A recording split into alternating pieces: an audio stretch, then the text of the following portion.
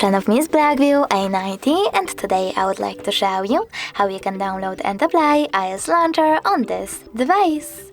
Firstly, go into Play Store and tap on the search bar. Then type in iOS Launcher and install this free app from this developer. When it's ready, just click on Open. Now wait for the pop-ups to show, and when they do, choose Allow and while using the app in all of them. Then click on Home button. Now go into Settings and tap on Apps and Notifications. Following that, select Default Apps and Home app. Lastly, click on iOS Launcher and choose Got it.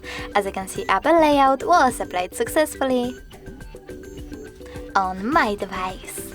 But you can always switch between your layouts by going into the same default app settings and clicking on your default launcher or iOS one. Thanks so much for watching. If you enjoyed this video, leave a like, comment, and don't forget to subscribe. Bye!